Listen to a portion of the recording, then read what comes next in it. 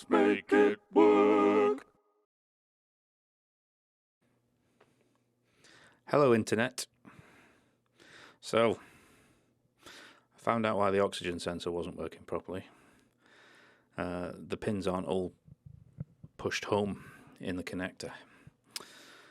That's what you get for fumbling about in the half light. I could have pushed them in, but I'd already waited for the Bosch one to arrive. So I put that on instead and returned the Lamarck one, which may well have been fine had it not been for that, which makes me feel better because I know I have Lamarck Vanos solenoids and a Lamarck low pressure fuel sensor.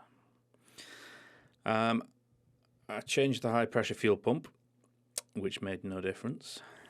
I may have bought one for no reason. I am guilty of skim reading things. It should be between 150,000 HPA and 200,000 HPA normally, but as far as I can tell, it can also be 100,000 HPA in a certain mode, which is what I saw and declared it as bad. There was that noise I heard as well, which we'll come back to later, but I didn't bother to lift the bonnet to listen to it. That's on me, my fault. When you buy an old car that looks like it might be fun to throw around, do some skids, rear-wheel drive and all that, a driver's car on a budget, don't do your research, and then read things like the Siemens MSD-80 engine management system, which is what it has, one of the most complicated ever devised. Great. Again, I skim read, but as far as I can tell, it has 3 engine modes that it skips between, and at times it's leaned right out for emissions and fuel economy. So when you're looking at the numbers with an N43 engine, you need to check what mode it's in. You can force the modes with the software, but it makes fault finding for a bungling amateur like me pretty difficult. If all you want, you're just looking for a quick fix, you don't really want to become an expert in it. It is so far the most expensive, I know I'm a skinflint, and yet least reliable car I have ever owned. And I've had some bangers, let me tell you. If you just want transport, don't get one of these. The fact that it's been through 6 owners before me may be an indicator that people have been giving up on it, perhaps after some large garage bills, and it's still not running right. Pure speculation, of course. But so I did some more miles, clutching at straws, trying to fumble my way into working out what's up with this car. I investigated the DISA valve. It has a variable intake system controlled by an actuator. You can activate the actuator with INPA. The flap itself seems a bit rickety, but I mean it's all made of plastic, but it seems to work. It doesn't feel like I was moving it with a screwdriver. It doesn't feel like it's collapsed or anything. Then a fundamental issue revealed itself. The slight engine clackety-clack when accelerating gently between 2,000 and 3,000 RPM that I had attributed to the high-pressure fuel pump, it got more noticeable, much more noticeable.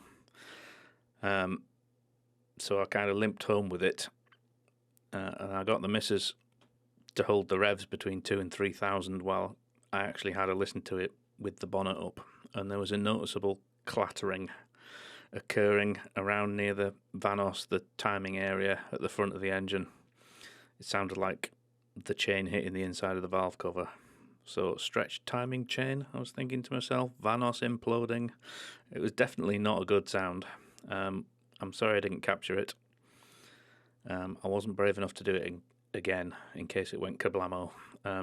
It's a good job I wasn't in the mood for thumping tunes on that last drive, as I never would have heard it getting worse and worse. So I stopped driving it there and then. A few days later, when I got the time, I got it in the shed garage and dismantled the top of the engine. You can see where the chain has been hitting the inside of the valve cover. I couldn't find anything else noticeably wrong with it. The Vanos on the end of the cams was all, still firmly connected, nothing had come loose. So I think it has a stretched timing chain.